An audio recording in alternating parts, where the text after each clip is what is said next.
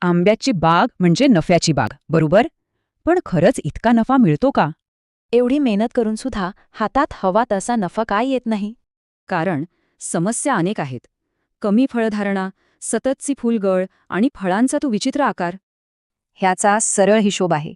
खर्च जास्त आणि हातात काहीच नाही. पण हे सगळं नक्की का घडतं यामागची कारणं समजून घेऊया. पहिलं कारण आहे झाडाच्या आत पेशींची वाढच खूप हळू होते.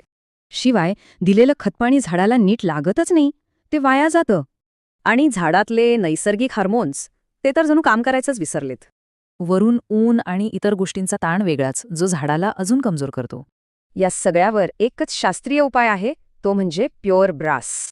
हे काय करतं तर पेशींची वाढ वाढवतं आणि फुलगळ थांबवून फळधारणा वाढवतं. सोप्या शब्दात हे झाडाला आतूनच मजबूत बनवतं, अगदी मुळापासून. मग काय होतं? फळगळ कमी, आकार मोठा आणि मालाचा दर्जा एकदम उत्तम. आणि आपल्याला माहितीये, मालाचा दर्जा वाढला की बाजारात भाव पण वाढतोच. फक्त एक गोष्ट लक्षात ठेवा, योग्य वेळी फवारणी करणं खूप महत्वाचे. हे फक्त दावे नाहीत, यामागे विज्ञान आहे आणि शेतात सिद्ध झालेले निकाल आहेत. तर मग या वर्षीचं नुकसान टाळायचंय का?